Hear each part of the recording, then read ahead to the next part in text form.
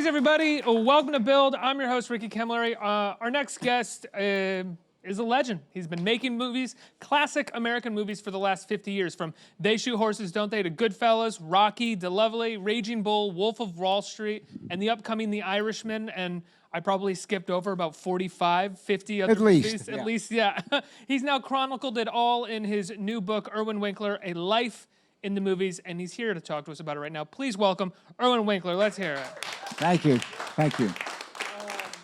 Thank you so much for being here, for talking to me as a movie fan, a movie buff. It's an honor. You've produced some of the great American movies over the last 50 years.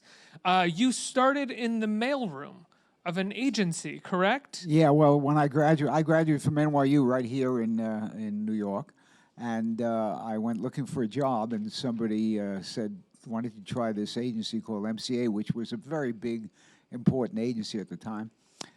And so I wandered up to Madison Avenue and 57th Street where they had the office, and I was lucky enough to get an opportunity to get an interview. And as I was walking from the reception area to the office where I was being interviewed, I heard somebody on the phone with Bert, and I realized that was Burt Lancaster, and somebody else was on the phone with somebody called Tony, and I said, that must be Tony Curtis. And I said, oh, this sounds pretty good. So this fellow asked me a whole bunch of questions about show business, about movies, and I had no idea what he was talking about, and I didn't get the job. And I said, is there any other agencies? And I think to get rid of me, he says, yeah, go to William Morris, which was their big competition. So I went up to William Morris, and sure enough, they asked me the same questions, but now I knew what their answers, so I got the job in the William Morris mailroom, and that's how I started. That's how you started, and from there, did you have a sense that you were hustling for better jobs at that point, or did it just kind of fall, no, I wouldn't necessarily say fall in your lap, but you just happened to end up being good at things that were thrown at you? Well, I don't know about that. I mean, I was not a good agent at all. I was a really, really lousy agent, and I was not successful. I was there for many number of years, and they had a whole training program which you were supposed to really learn from other agents. You were a secretary, you were a mailboy, but I didn't get it. I wasn't good, and I wasn't happy, and they weren't happy with me. But I met a man by the name of Bob Chartoff, and we started a management business together, and I left the Morris office, and we started handling some theater people, some movie people, but a lot of comics from the Catskills, from the Borscht Belt, and an occasional rock star. This was all in the late 60s. Which was a booming business at that point, managing artists, right? Yeah, I think it still is, by the way. But yeah, we were very involved in the initial aspects of Joni Mitchell's career, and the Crosby, Stills and Nash, or the Buffalo Springfields. So that whole, late 1960s rock and roll era.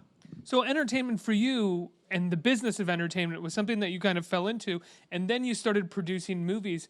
Do you feel like you found a love of movies through producing by actually doing the work, or did you have that before? No, I think it's a good question. I as a kid, growing up in Coney Island, there were two big movie theaters. One played all the kind of MGM films at the time, like Gone with the Wind, and the musicals like American in Paris and Gigi and all that stuff.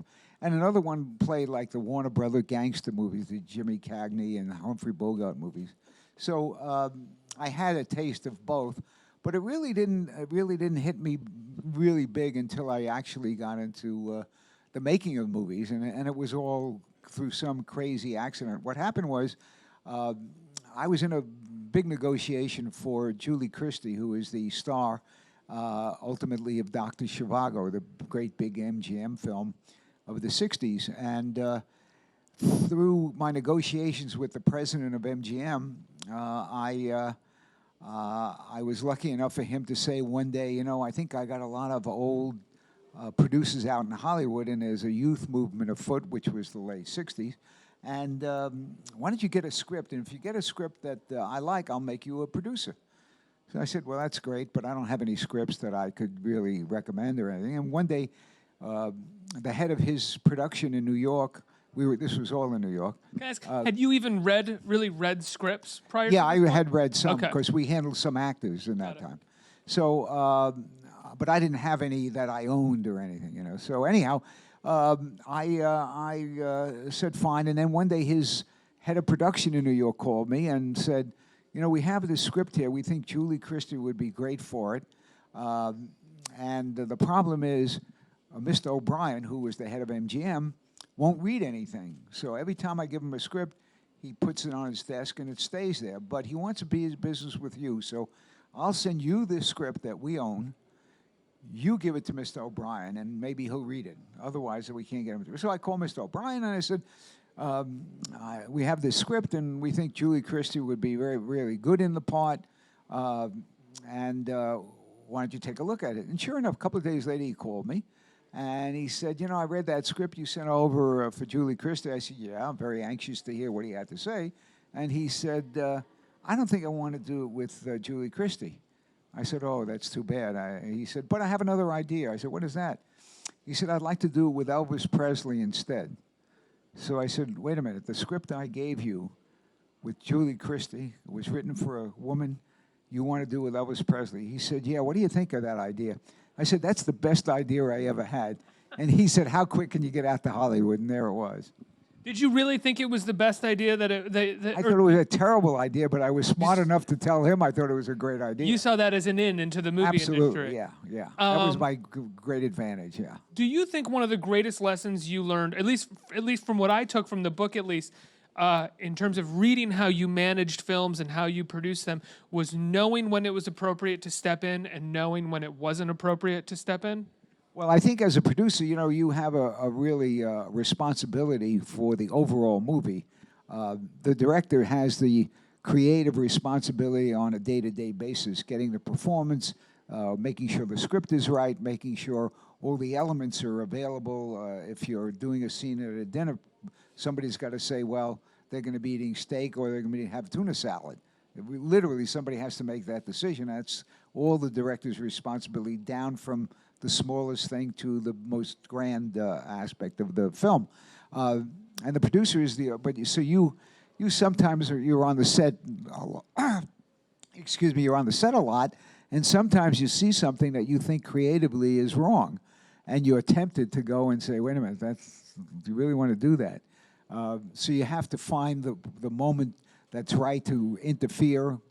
Usually it's after the end of the day, and then you sit down with the director and you say, hey, I think maybe that scene could have been done better. You want to redo it, or you want to edit it and see if you can improve it. But those days are rare. Yeah, I mean, do you still have time to do that on movies these days? I mean, from what I hear from most directors and producers is that you got your day to shoot that scene and then you're done. Well, it depends on the kind of film.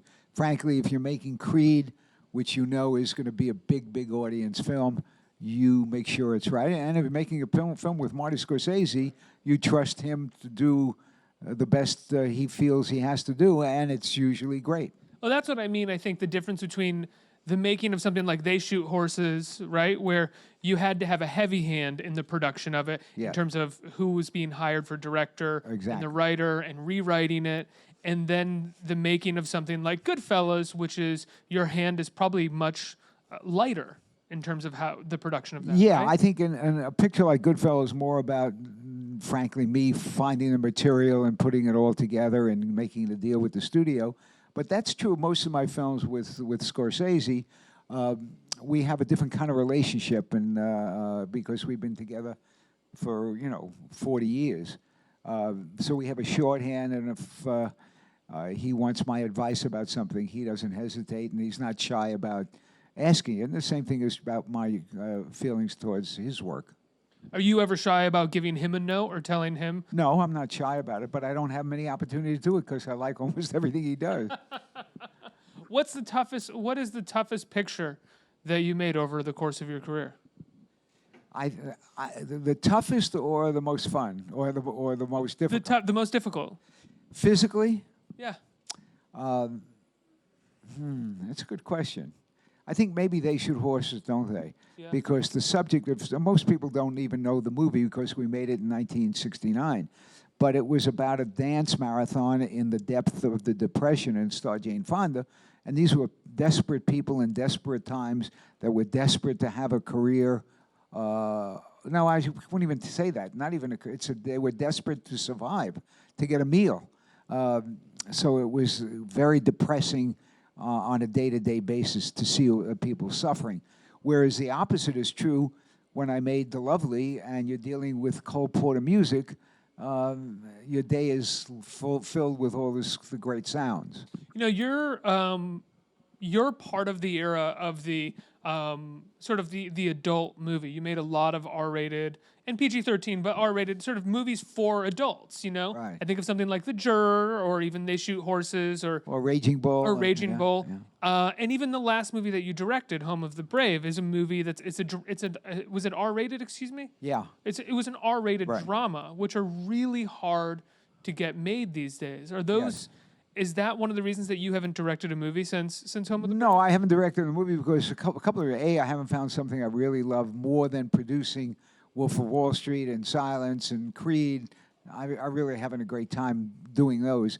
So I need something to really pull me out of my enjoyment of what I'm doing, but also I really want the comfort of making a film where I could sleep in my own bed at night, and it would be a short schedule, and it would be an interesting drama with some social or political point of view. So it's hard to find that, and especially if you're not looking for it. Is it hard to get those films set up? Harder to get those films set up these days? No, it's always been hard to set up. I mean, Music Box is an example. Do you know the film? Yeah. Jessica Lange? Yeah, Jessica Lange plays the daughter of a man who is accused by the Justice Department of being a Nazi concentration camp, a Hungarian concentration camp guard, who was responsible for the murder of a lot of Jews during the Holocaust, and falsified his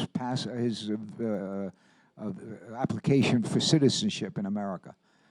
So that's a really, really tough subject, because in her investigation, because she's a lawyer, so she defends her father, she finds that her father is this terrible man, and yet she grew up and he was a great parent and a great grandparent to her son.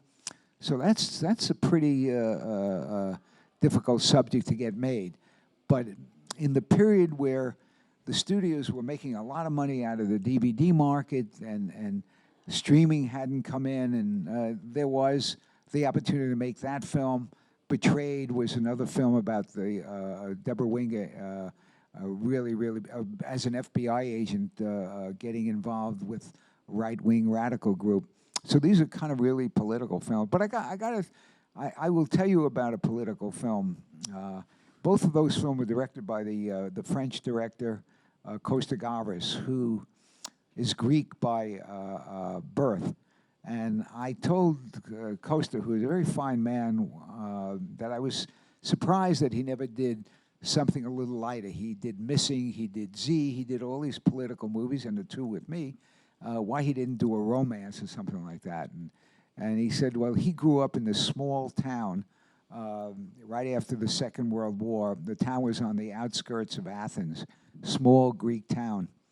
And they were really poverty-stricken after the Second World War. They had no money, they had nothing to eat. And every Saturday, a man would troop up the hill with a can of film and put up a big bed sheet in the center of town and show an MGM musical, something with Esther Williams, or something like Singing in the Rain, to all these people that were poverty-stricken. And they would look at that, and he said, that was really a political film, because I look at those MGM films in full color, and people diving into the water and the beaches of California, and that's where we all wanted to be. So those were the political films. What I do now, he said, is nothing compared to that, what it represented. Wow.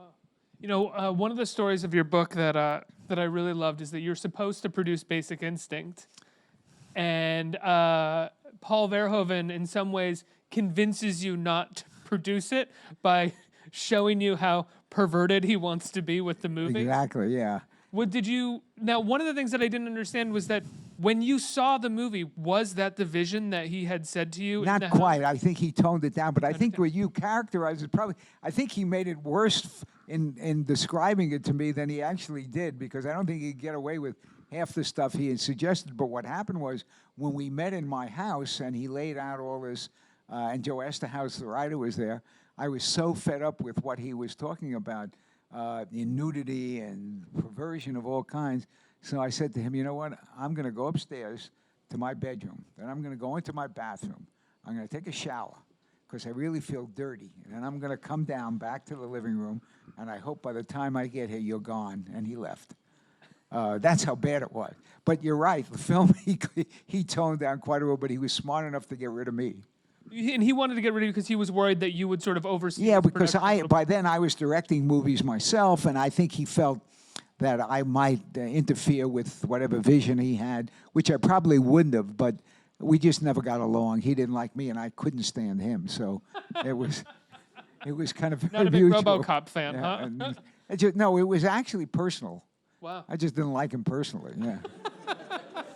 Don't give me an excuse. It was really hate at first sight. That's how I'd put it.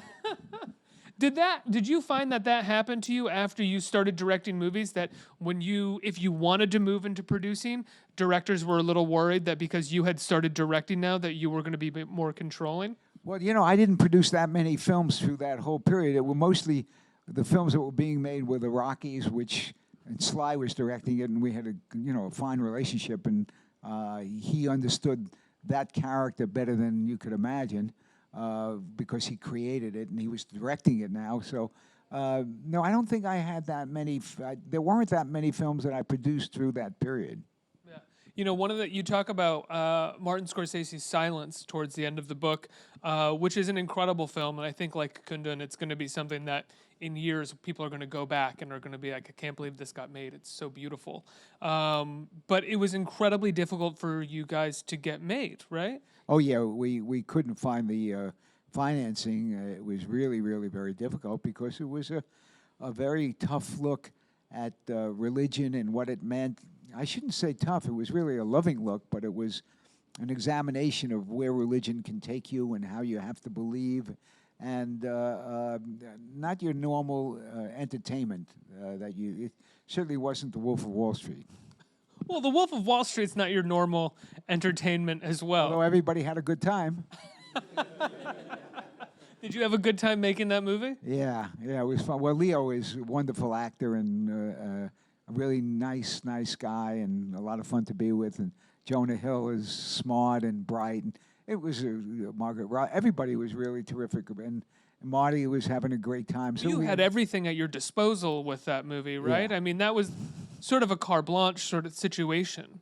Well, I don't know about carte blanche. Everything was, budgeted and provided for. Yeah, but it was a great script to start with, and with a great cast and a great director. So life is fun in that case. Each at a certain point, chapters are broken up, or sections of the book are broken up by a brief chapter that kind of describes how that decade has changed when it comes to the movie business. And in the 80s, we have the rise of the blockbuster, just after Jaws and the success of Jaws and Star Wars. And in the 90s, we have the conglomerate nature of Right. all of the companies kind of coming together. But there's a little more freedom within there because of DVD sales, I think, for certain types of movies. And in the last 10 years, obviously, it's the age of IP when it comes to the studios.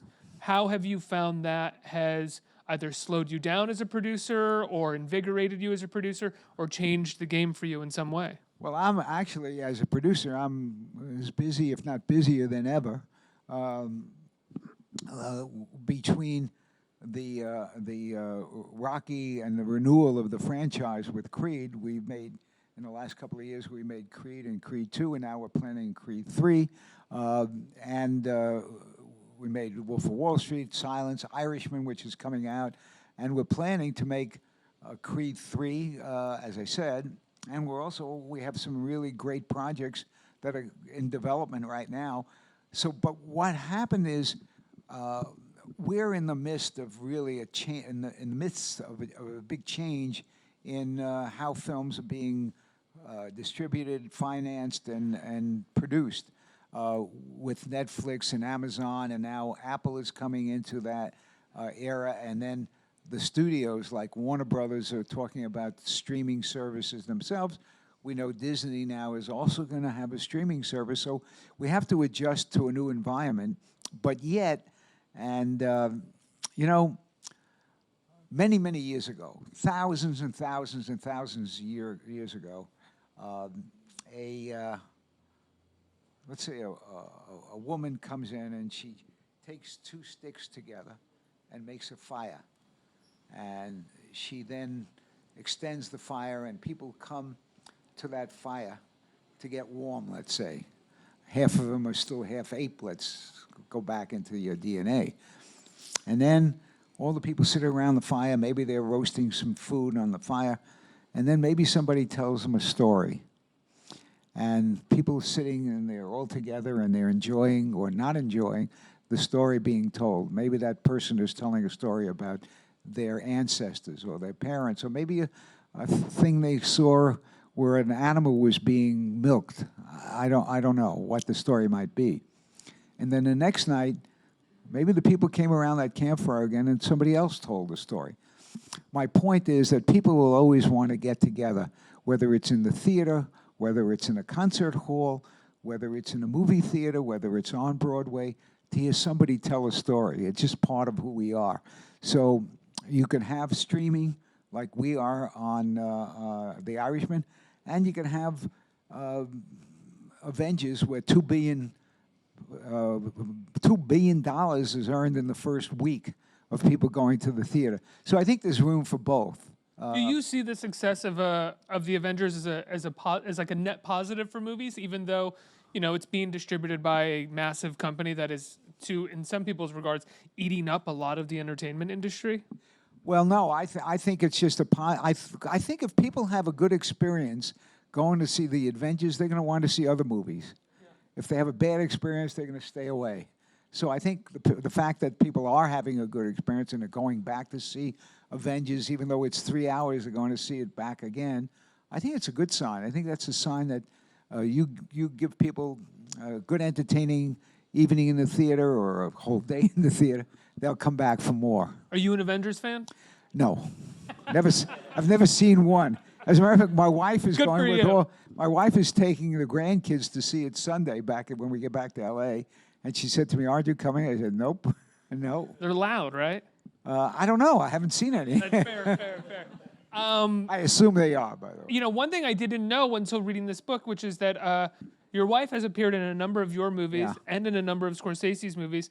And as a person who has seen Goodfellas countless times at this point, I had no idea that your wife, because I always Belle, played Maury's wife. Right, Belle. Yeah. What was that? How did that happen? I didn't even know she was cast. Marty, she did a great scene in the Jerry Lewis, Bob De Niro movie. King Comedy, yeah. She plays the receptionist that can never remember his name, Rupert Pumpkin. Right. So Marty loves to work with her. So he cast her in the movie before I even knew. But I cast Margot. I directed a movie about the Hollywood blacklist called Guilty by Suspicion. And part of the story is that Bob De Niro, who is an American film director, is called in to testify and give names of other people that might be communists. And once he does that, they would be blacklisted and couldn't work. So I wrote a scene in Guilty by Suspicion, which I also directed, whereby... Your first film that you directed, right? That's right. Whereby De Niro, who now is blacklisted because he won't give names, goes back to his old agent because his agent won't have anything to do with him either. And Margot and I had a friend, her name was Sue Mengers, who was a very, very tough, important agent in Hollywood. As a matter of fact, Bette Midler played her on Broadway in a play. And we knew Sue very, very well. So I wrote this scene where he goes back to his old agent, and the agent really rips him to pieces. Say, once you became a star, you wouldn't have anything to do with me. You never invited me to a premiere. And now that you're really on your ass, you should pardon the expression, you come looking at me. I wrote this really, because I knew Sue very well, and she was very tough. So I wrote this really terrific scene, and I cast my wife in the role. And Margot and she did it great. And by the way, she spent 2 hours in makeup beforehand, an hour getting unmakeup at the end of the day. And when I put the film together, I said, it's my character, De Niro, who's playing the blacklisted director, is just getting beaten up too much. I think this is just one beat too many. And I took it out. Cut your wife. Cut my wife out of the film. So I said, how am I going to tell her this? You know, this is not going to be fun. So I go home that night and I say, hey, honey, you know that scene? Yeah. She said, how does it look? I said, it looks great. But I'm not going to keep it in the film. It just doesn't belong there. It just puts the character that De Niro is playing too down. It makes him too much of a bad guy, and I really want to have sympathy for him. So I'm going to take it out. I've taken it out. She says, that's okay. Will you meet me at Tiffany's tomorrow morning at 7? And we worked it out somehow. So that's my advice to everybody in the audience. When you do something, diamonds are a girl's best friend. Never forget that. You know, I'm curious, when you started, as you said really at the beginning of this interview, you found a love for movies by producing them, by being a part of them. But when you decided to start writing scripts, what was that like for you? Was that challenge? I mean, because if you're on set all the time, you can sort of learn to a degree how to direct a movie, how to work with the crew. But writing is a completely different animal. Yeah. Well, what happened was, but I come from, just very briefly, I was a very young student in college because I graduated high school very early. And when I got to college, everybody was so much older, and I was very unhappy. I joined the Army to get out of college and enlisted during the Korean War. And when I got out, I was a lot more mature and a lot older. And I fell in love with American literature, but mid-20th century literature. John Dos Passos, John Steinbeck, Faulkner, all the great authors from that period. There's nothing like so I had a really deep background in reading, really, but that leads you to writing. As a matter of fact, if there are any film students or people that are thinking of going into the film business some way, I would recommend that more than anything else. Read good writing, and that'll teach you to write, really. Stephen King says, and I know he writes books, but he says if you want to be a writer, make sure you're always reading more than you're writing. Yeah, and I think the same thing is true about screenplay writing. Yeah. So it came to, I had no difficulty. And frankly, I wrote this book, and it was kind of easy also. Was your first script that you actually wrote, forgive me for not remembering it was in the book, was it Guilty by Suspicion? Yeah, that's the first I wrote. I worked on other scripts but that was giving advice to the writers, but having the writers actually put it down on paper. But Guilty was really the first one. And it came naturally to you? There wasn't any stress about it, or? You know, I mean, yeah, no, the stress was until you give it to somebody. Yeah. And they say that, you know, it really is, they hate it or they love it. And I was very lucky. The first one I gave it to was actually the first woman who was head of a studio, and her name was Dawn Steele. And she was the head of Columbia Pictures, and she was a friend, and she had heard that I was writing, and she said, let me read it the minute it's finished. And when I gave it to her, she called me, she said, I love it, and we should make this. So I suddenly felt, okay, I'm a writer. Somebody actually likes what I wrote, you know? I'm pretty good. Yeah, and I don't know about that, but because a lot of people read it and didn't like it, so... but that started me off, yeah. How did you handle that, people not liking it? Well, you know, basically, as a producer, you have to armor yourself to two things. People say no to you a lot, especially if you want to do something that's a drama and it's a little bit different and a little bit daring. So you got to put your mindset to the fact that that's not the final answer. Somebody says no to you, you just got to keep going ahead. Sly wrote a great scene in Rocky Balboa, where he says to his son, when you get hit, you got to keep going ahead. You got to keep going forward. It's not how hard you hit, it's how hard you get hit and keep going forward. So, which is a great lesson in life, too. People say no to you all the time. People make you feel like they're better than you for some reason. You just go ahead and do your thing and do what you believe you should be doing. You know, I got to ask, you said, especially if you're working in drama and you're doing something that's a little bit different or taking risks, did you find that oftentimes people will, instead of just saying no, will criticize those things that are the risks or are a little bit different, not being able to recognize that this is what sets the work apart? I think it's, yeah, look, when we put together Rocky with Stallone, we gave it to the studio and they said, wait a minute, You want to do a movie about a broken down fighter who falls in love with this ugly girl that sells birds. That's number one. You want to do that. You want to do it in Philadelphia. Nobody goes to Philadelphia. Why would you want to shoot in Philadelphia? Then they said nobody watches the fights. It's on television on Friday nights, and nobody watches fights. And you want to star what? Who? Sylvester Stallone? And you know what? When everybody says to you, no, no, don't do it, that's probably the best reason to do it. Because everybody would like to find some very common denominator that's very what they think is the audience wants to see. But to quote William Goldman, nobody really knows anything about Hollywood. Yeah, I mean, I think that's what I was going for, is that people, even if they say or think that they're looking for something different, are oftentimes really looking for the common denominator. There's a fear-based sort of sense of what should be made. Yeah, and what we try to do then is you just believe in what you're really attempting, and hopefully that'll work. It doesn't always work, by the way. I made a film called Leo the Last, which was not a success, with Marcello Mastroianni. And what happened is I went to the head of the studio. His name was David Picker, who just passed away last week. And it was at United Artists. And he said to me, why do you keep wanting to make this film? I said, because I really believe it. He said, well, I don't think the script is any good. And I said, well, let me ask you a question. How many films did you make last year? He said 13, 14, I don't remember. So I said, well, how many scripts did you like? He said, I liked all of them, or I wouldn't have made them. I said, how many made money? He said, 4. I said, you're better off with my script that you don't like than the ones you do like. The odds are better. And he said, nobody ever said that to me. He said, go make the movie. So there's all kinds of ways. And then it didn't work. And then the movie didn't work. Didn't work anyhow, yeah.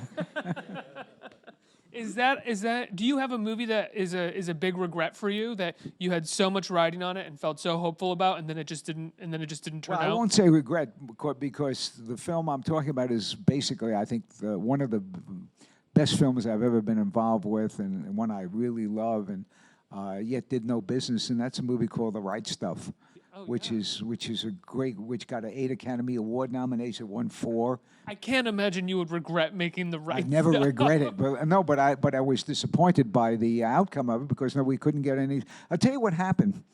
We made the movie, and we were like on the cover of Newsweek magazine and 10 pages in Time magazine with great reviews, great word of mouth, and it's a really great movie about America and about the America space program. And it's a classic at this point. It's really a special movie, and so I got ready to go to the opening day, or Friday, in Hollywood, and it was playing at the big Chinese theater, and I got there at just before the screening time to see all the crowds outside the theater. And when I got there was nobody there. So I knew right away we were in trouble, but however, I said, well, there must have been so many people, and they were so anxious to get in, the manager of the theater let everybody in early, which was stupid. It wasn't, no way. So I went in the theater, and it was empty, nobody there. A couple of people managed to wander in. And I said, well, they must have gone to Century City, which is in the other part of Los Angeles, and they all went there, which I knew in my heart was not the case.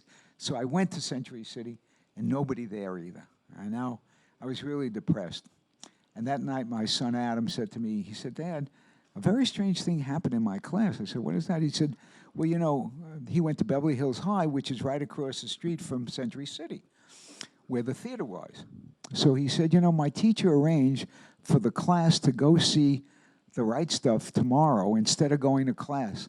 I said, that was really nice of her. That's great. He said, yeah, but it's very strange. Nobody signed up. I said, you mean to say they'd rather sit in the classroom than go to see my picture free? He said, yep. I said, well, when that happens, nothing you could do. You can't get anybody to see it, period.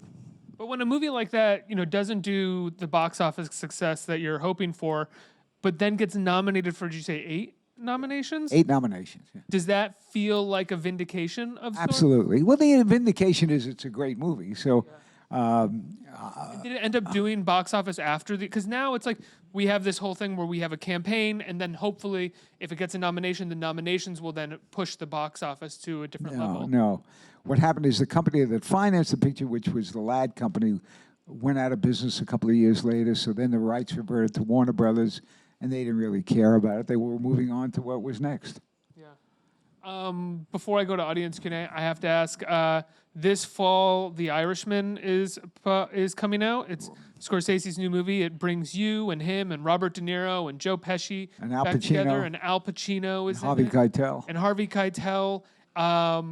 From what I understand, it's like $100 million movie. Yeah, it costs a lot of money, yeah. Which in my mind just means that like a bunch of really creative, smart people got to do what they wanted to do. No. Yeah, we got to do what we wanted to do, but the expense came in a different way. We decided the De Niro character starts when he's in his 20s and ends when he's 80. So rather than having two different actors play the same role, which you ordinarily would do, we wanted the same actor to play that role. So we went through a very, very complicated process of de-aging the actors. We actually had George Lucas's company come in, and they are, and we're still being done, de-aging the actors. So you see the same actor, but you see him now when he's in his 20s, when he's in his 30s, when he's in his 40s and his 50s, up until the current age. How does it look? It looks great. We did tests and all that to make sure. So that was very, very expensive to do. So that was part of it. The other big expense it has is the film is the characters go all over the eastern seaboard, from New York basically to Illinois, all through Pennsylvania and Ohio. And we had to find all those period locations from the 50s and 60s in the New York area because we wanted to shoot it here. So that was very expensive to replicate all those locations. So that's basically where the expenses came. Did you guys, and I know there's not that much you can say, and I don't want anything spoiled for myself, but did Marty and Thelma basically edit the movie and then give it to the de-aging people, or has it been like a process? Continual process, yeah. They would cut a sequence and then turn it over. So in other words, we didn't give them the raw material because then every take would have had to been done. So it was after they really edited, yeah. Wow. Unbelievable. I can't wait to see it. Yeah, it's really special. What's the running time currently? It's about 3 hours. Yes. I saw someone say that like a first cut was 5 hours or something like that. No. And then I saw somebody complain about that online, and I was like, a 5-hour Scorsese movie about gangsters? Yeah. What are you complaining about? That's what we go to the movies for. I would watch that, yeah. Yeah. We have a couple questions in the audience. Who has a question? Right here. Hi. Hi. First of all, thank you for your contribution to cinema. My question is about something that you referred to before as far as independent films and the state of movies today as far as distribution with Amazon, Netflix, and such. I produced an independent film called The Luring. And What's it called? I'm sorry. The Luring, Luring. And the film actually just won a top prize at a film festival this past weekend. It's a thriller. But my question to you is, it was such a labor of love, and obviously myself and the director and everyone else involved would really love to get it out there. But the market seems so bifurcated in some ways today as far as all the different distribution methods and how much content there is out there. What's your advice, or how do you see the market today and best ways to get an independent film recognized? You mean get it played? Correct. Well, there are, yes, the market has got a lot of material, but there's a great need for product right now for films. I would recommend, I assume you're going after, the Amazons and the Hulus and the other distribution processes, aren't you? Yes. Well, that's, as far as I know, there's no other way other than what you're doing. You just got to keep at it, and try to get it into Sundance where it could get seen or someplace like that. That's usually very, very helpful.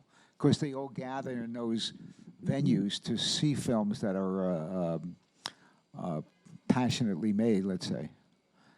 Did you try to get it into Sundance? We actually just submitted it to Sundance fairly recently. And like I said, we have had it in other festivals, and we just won a top prize in a festival in Michigan this past weekend. Well, the big thing is a festival where buyers come to buy, and that's where Sundance comes in. Okay, so your recommendation is the larger name festival. Yeah, it sounds like you're doing the right thing, yeah. Thank you. Okay. I'm curious, as someone who got into the movie industry, not initially out of a love of movies, but found a love of movies, would you recommend young people getting into entertainment at this stage of the game? How could I not? I've had a great life, you know?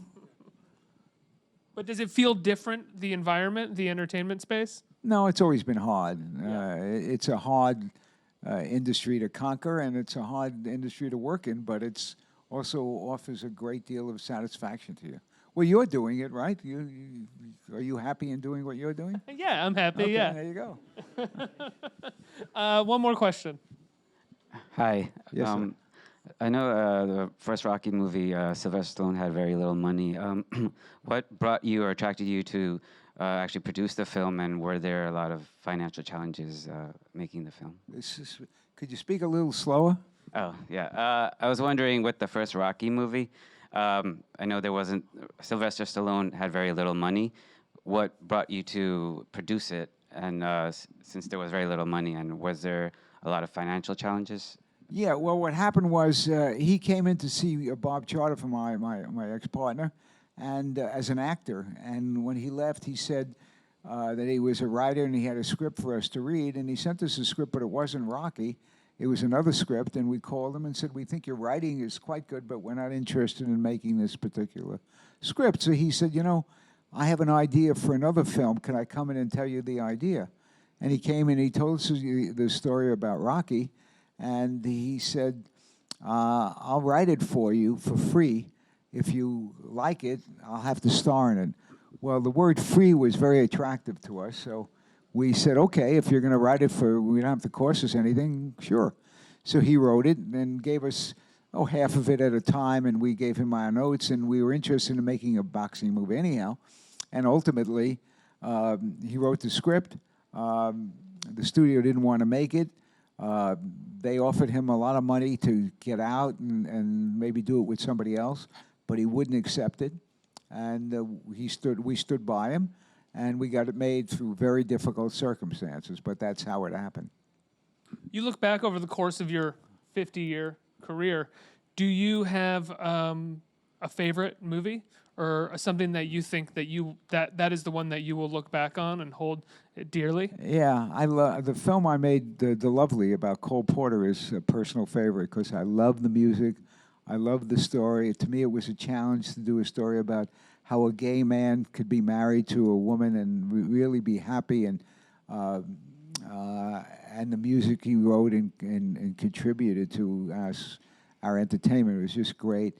And I love the whole circumstance. I love working with Kevin Kline. I love we all lived in England for 6 months, and that was great. That was your second time working with Kevin too, right? Yeah, we did Life as a House together. Yeah, you're very complimentary towards him in the book. You clearly love working with him as an actor. He's a wonderful actor and a wonderful person, and really committed to his work. And it's always been a great experience working with him. Yes. How often did you find that over the course of your career that you would?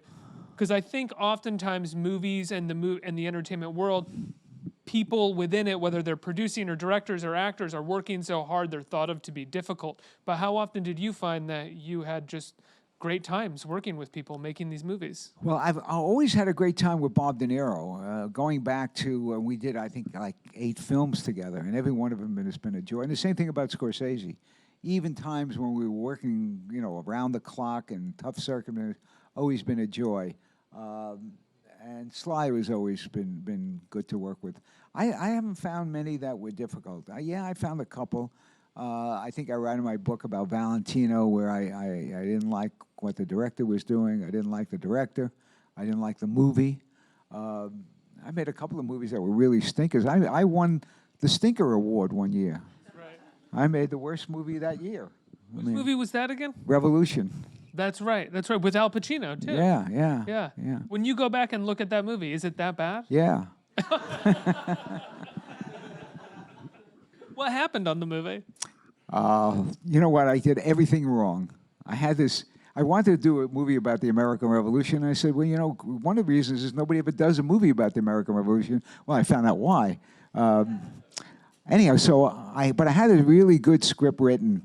And I made my first mistake. Think about this. a film about the American Revolution. What do? I hire an English director. Well, they lost the revolution. So right away it was, what was I thinking? So then we decided we're going to shoot it in England. Again, they lost the whole war. And then the financing comes from a British company. And we're hiring, except for a couple of Americans, everybody's British. What am I doing here? I should have stopped myself right then, but I kept plugging ahead. And the picture never really worked. And the director was so interested in showing how the British can kill the Americans. Said he was more worried about how the cannons are going to go off and shoot the American soldiers, you know. And it's just crazy.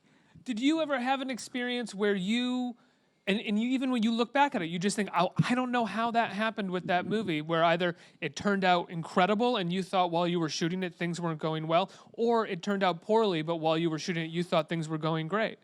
Well, yeah, when I directed a film, which I think even now, I got to look at it again because it was so far ahead of its time. It was with Sandra Bullock called The Net. And one of your folks here worked on it with me, by the way, somebody on your staff here. I was really in uncharted territory. Sandra Bullock was great, wonderful actress, a wonderful person. But I was like, I would find crazy things like they get into your personal information, that you could lose your identity on the internet. Who would ever thought that could happen? Now we live with all those things, and any crazy idea I had about what the internet could do actually turned out to be exactly. So I was kind of swimming in a stream, and I didn't know where it was going up or down. I remember when that movie came out, there were reviews that were like, "This is so far fetched. This could never happen." Never happen. Could they? Because we had scenes where they get into the medical records of somebody that they want to kill, and they change it to prescription at the drugstore, which you could do. Just get into the computer, and goes to the hospital, and they change his medication, stuff that he's allergic to. He gets injected with and dies. Very easily do. They can change the traffic lights on the street. All these things are very possible.